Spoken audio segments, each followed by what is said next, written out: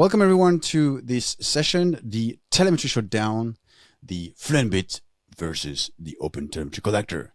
So if those two agents, if you probably know, they are observability agents here to help us to collect data within our environments. So this session is going to be comparing both products and see what is the best depending on your need.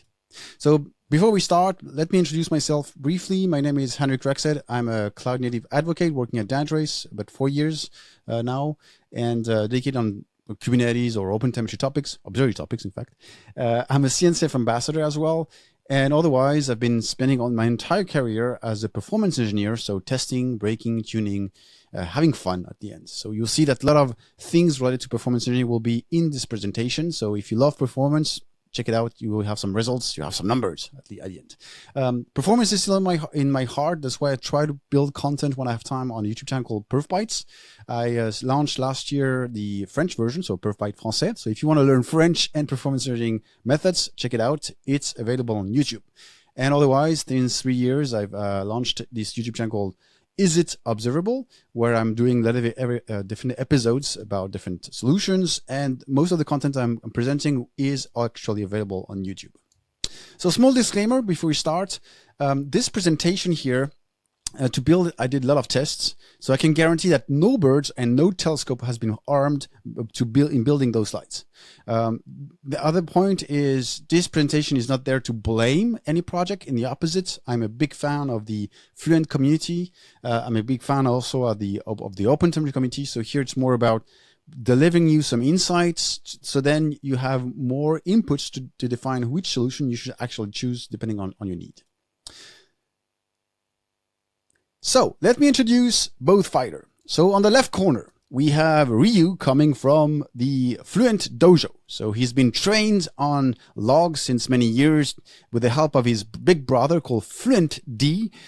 So Fluent Bit is built in C, very efficient. And since version 2, it started to introduce the ability to collect logs, traces, and metrics. And on the left side corner, we have Ken from the OpenTelemetry Dojo. So he's been trained and taught how to handle traces at the beginning, and then he followed the evolution of the project, covering metrics as well, and then logs, and we may expect, of course, to have the support of profiling once profiling has been stabled. All right, so what are we going to learn or talk about during this talk? Couple of things. We're going to compare each product based on different criteria, starting by the design experience, how we actually design our stuff and the different logic that are behind those two products. Then we're going to touch base on use cases. When I need to ingest and collect logs, I have some specific requirements. When I do this for the metrics and traces, I have specific requirements. So we'll compare both products on those angles. Last, we will look at benchmarking results, and at the end, we will have some recommendations. All right, so round one. Design. So design patterns. So both agents are basically running pipelines. A pipeline is going to basically define what those agents will do with the data. And inside of so when the agent starts, it loads a configuration file holding the pipeline. And the pipeline has different structure and different steps. In Fluent Bit, it starts by having input. So what are we going to actually receive? And then goes through the step of parsing. So if you have parser for logs, for example, and then we go to filter, and filter has a lot of options to modify, drop, a lot of different options. And then we have output, but where we're going to define where we want to actually send this data to an observability backend, for example. And then the collector has different naming, but similar logic. We have a receiver to receive data, processors, we're going to modify, enrich, drop, and then exporter. And then there's a connector on the side. I will explain briefly later on what it actually means. Extensions is in different color because at the end, it doesn't have access to the data. It's going to basically change the behavior of the collector itself. So since Fluent Bit 2, they have slightly changed or introduced a new concept in Fluent Bit called the processor. So processor is not processor like OpenTelemetry Collector. It's basically in the same thread as the input plugin or output plugin, because they are only available on input and output. You can take advantage of the same thread to do some actions, so filtering, for example. And this is going to be very useful. You'll see later on when we touch base on different details on use cases. Then if you look at the design patterns, so OpenTelemetry Collector has the same flow, same concepts, input, processors and receivers for traces, metrics, and logs, and we may expect it for profiling as well. When it comes to Fluent Bit, Well, the logs has a specific design because it's been out there for logs for many years. So you'll see that there's a parser and filter options is actually there. But when it comes to metrics and traces, there's no parsers and filter. It will basically, all the modification that we're going to apply will be done through those processors that I talked about. Now, let's have a look at how you manage your pipeline. In Fluent Bit, there's a notion of tag. So every time you receive something, you will assign a tag. So here I have, for example, an input from Kubelet. I say, oh, it's a tag from Kubelet. This is a file from Kubernetes. So I put tag, and then the tag, I will apply some transformations on the logs or on the metrics based on those tags. So I would say, oh, if you want to apply, it's like an if and then else condition at the end. If you want to apply the specific modification only for Kubelet, I would say match the tag Kubelet, and this will basically do that. So this design is really smart once you understand the concept. So you could basically, at the end, you can do very, very, very complicated stuff. You can apply that on the output where you can define where you want to send the data. And at the end, with this logic, the actual size of the file will be quite small. You have less characters to define your actual pipeline. The collector doesn't have that notion of tag. This is where I mentioned the notion of connector. So he has the routing connector, and from the routing connector, we can make condition. Oh, if this content contains this, then I will trigger another pipeline. So at the end, you can do similar complex pipeline with the collector, so no differences, but you will have to define lots of pipelines. So at the end, your pipeline in the collector will be very long with a lot of described step to achieve what you need. So in the format of the design, Fluent Bit went to an evolution. So we started with the TOML format that you can see on the left, where you have an input. So this is going to be the section, which section we're referring to, and then underneath you have a name. So that's going to be the actual plugin we're going to use. So here's the tail plugin, for example. And then since Fluent Bit 2, they introduced this notion of YAML file, which is more aligned with what we expect from a cloud native perspective. And if you want to use the processors, then the processor is only available in YAML file. So you don't use the TOML approach if you want to use the multi-threading techniques that comes with the processors. The collector has a slightly different approach. So first you list the actual plugin. So you see there's a section receivers, there's sections processors and exporter. You're going to basically define which plugins you're going to use and configure them, of course, in those sections. And it's going to be mainly on the bottom that you see here, pipelines, here logs, where you define the actual pipeline. You see I'm receiving file log, and then this is the flow. I'm started with memory limiter, I go to Kubernetes attribute processor, and then batch. So this is basically you define the actual sequence. Now, I think from the design perspective, there's no major difference between we can clearly achieve what we need with those designs. It's just being used to one or the other design format. So let's jump into the second round. Round 2, logging. So logging, what do you expect from a log agent? Well, first receive the most common protocol used to exchange logs. So having UDP, be able to receive UDP, TCP, Fluent, which is the Fluent Bit protocol, being able to which is almost a standard. So being able to receive Fluent protocol, OpenTelemetry, of course, syslog, Kafka, and of course reading from a log file. Good news, both solution has all the plugins that we need. So no major difference from receiving the data. Now let's have a look at what we need to do.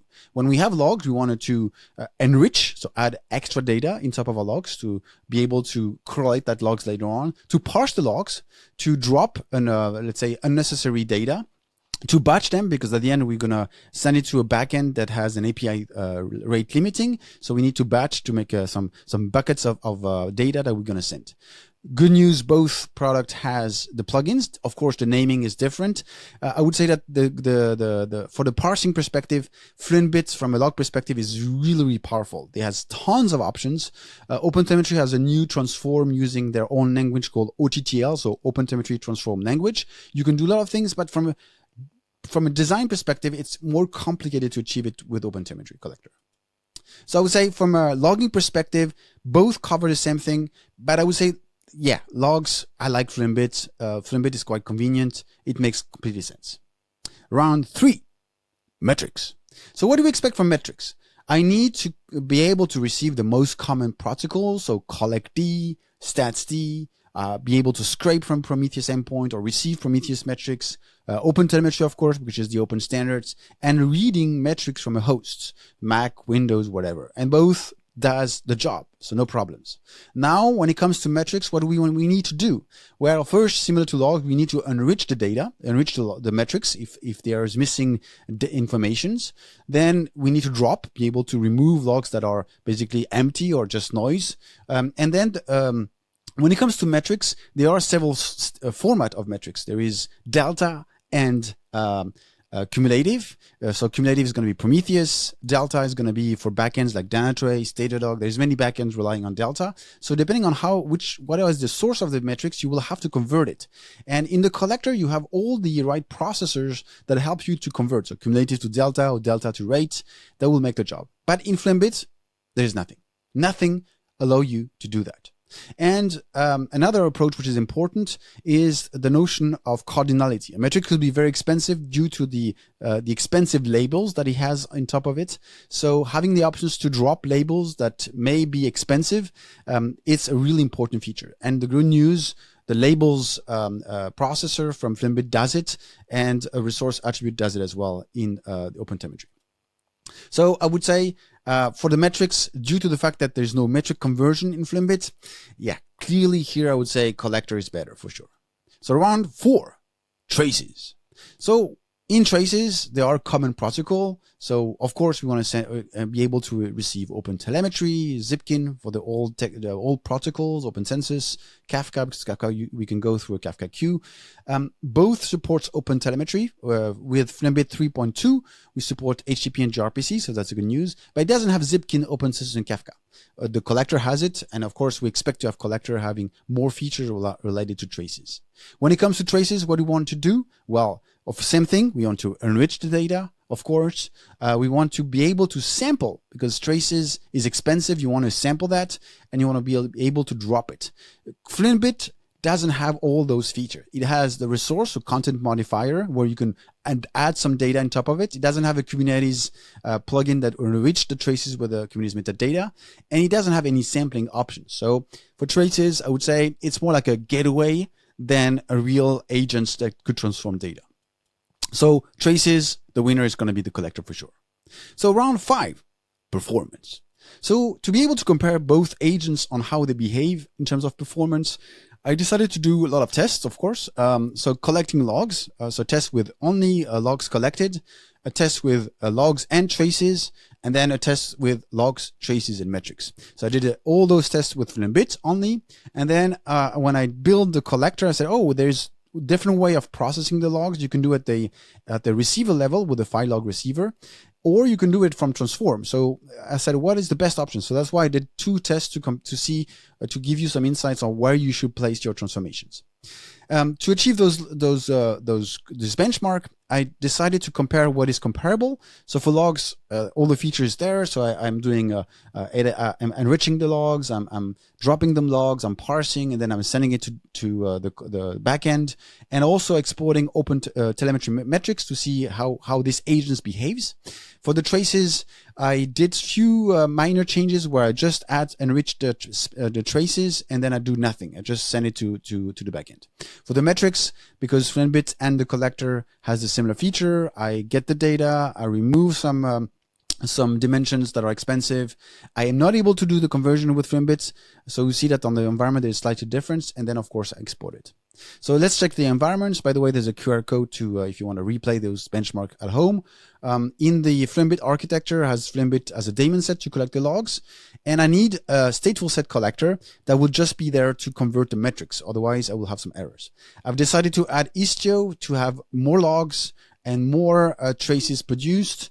I have Kepler. Kepler is a CNCF project to measure the energy consumptions. And it's why I choose Kepler, because it's a very expensive exporter in terms of cardinality. Then I have two demo, Hotel Demo and Ipsoshop. And then from there, I generate load against those apps. If there is more load, it means those apps will produce more logs, and they will produce as well more traces. So on the collector architecture slightly changed. You'll see I have different architecture for the collector. There's some reason. I will explain it later. But for start, I will do everything from a daemon set perspective. And you'll see that it has a significant impact. So I did two type of tests. So a soak test, 24 hours with constant load, 50 users on both applications. And then I did a ramp up test. So 50 users on each app and I'm adding those 50 users every 30 minutes. And the test is going for 2 hours. So let's have a look at the results for logs. You can see here on the top left, you see that I have the number of incoming logs. And then we have the resources. In terms of CPU, Fluent Bit is consume less CPU, but it's not a revolution. If you look at the memory here, clearly Fluent Bit consume less, about 80 megs less than the collector. Now, if we add the traces, we can see here I've added a new tile here, a graph with the spans, so you can see the number of spans coming in the tests. Same thing for the CPU. I didn't see a major difference between two agents, and on the memory, same thing. So we still have this 80 megs difference between both agents. And then if I start to introduce metrics, well, here you can see that. First on the CPU side, you can see that the collector starts to consume way more CPU, and then you can see on the memory side, it goes very high in the memory. So I said, that sounds like a memory leak. So let's run the 24-hour test. So which I did, and you can see here on the bottom the CPU usage. So the collector starts, and then after a couple of hours, crash and restarts. And you can see on the memory side, it consumed until 10 gigs, crash and restart. I say, okay. So I open a ticket in GitHub. I said, okay, that's probably a memory leak on the Prometheus receiver. So I said, okay, that sounds weird. So first, before doing anything, I need to confirm that. So I did a soak test with only logs, soak test with only traces, with a collector. No major impact. So I say, yes, it's metrics. That's proven. So let's dig into the problem. And then what I did, I enabled profiling. There's an option, and there's an extensions to generate profiling. And by looking at the profiling, I saw that it's not Prometheus receiver responsible. It's cumulative to Delta. Remember, I need to convert the metrics. And I was using a wrong architecture. I used daemon set. And if you don't use the daemon set, then the calculation gets first not accurate, and then there's more pressure on the collector. So I say, okay, why don't I use, instead of a collector, a stateful set collector just for metrics and traces to see how it behaves. So same tests, 24 hours, and here you can see no memory leak. So which, as a conclusion, pick the right type of deployments for your collector, otherwise you will have some surprises. Next is, I said, okay, metrics sounds very expensive from the collector. Is there a way to delegate the metric collection? Well, there is. In the OpenTelemetry world, there is the OpenTelemetry operator, and it has an option called a target allocator. And what it does, it's very simple. It takes the script config that we have in the Prometheus receiver, send it to another stateful set called target allocator that is deployed by the operator automatically. And this component will look at the scrap config and produce Prometheus jobs. And then at the end, each replica of the collector doesn't have to scrape it. It has exactly the endpoints to where he has to basically collect the data. So it's better, it's more distributed, and it's cheaper. So let's have a look at the results when we use the target allocator. So here in this particular case, I use a stateful set collector for having the target allocator. I use daemon sets for the logs.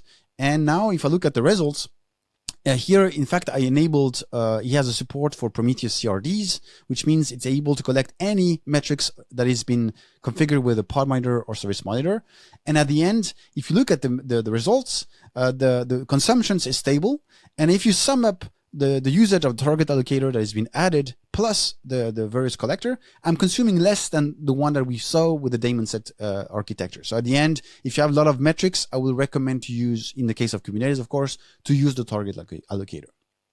Last thing that I want to cover is where should you actually process the data in the collector, because you remember I mentioned that you can do it at the file log receiver, you can parse the data, or you can do it at the process level with a transform processor. And here I did the test where I'm trying to measure the time spent on the file log or transform and the resource usage. at the end, I didn't have a major conclusion. The processing time is the same. The consumption is the same. But I will, as a recommendation, I would say always parse and filter at the source. That's the global recommendation for the market. So if you try to figure out, if you have this type of questions, please follow the recommendation of the market. So as a conclusion, I made I took every single component that went through the benchmark, and I scored every solution based on their behavior. And as a result, I would say, if you have to deal only with logs, Fluent Bit is fantastic. It's great. It's very cheap in terms of memory and CPU allocations. It's very fast due to the C language. And the collector is great.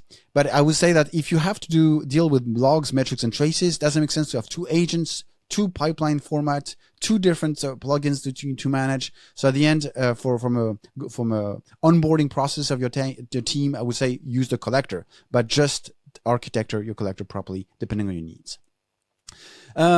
So that's it for this small teaser for those who never heard of my YouTube channel. I have content about Fluent Bit, lots of them, lots about the collector, and there's a more longer version of this benchmark available on the YouTube channel. So if you have any questions, or if you want to reach out to me because you want to have more details, you can reach out to me easily on the CNCF Slack, or you can reach out to me on LinkedIn, I'm on all the social network. I'm there. So just type my name, Henrik Rexed, and you will find me, and you can drop my questions there. So thanks you for spending this time with me. I hope you enjoyed the sessions, and I hope you'll enjoy the conference. See you. Bye.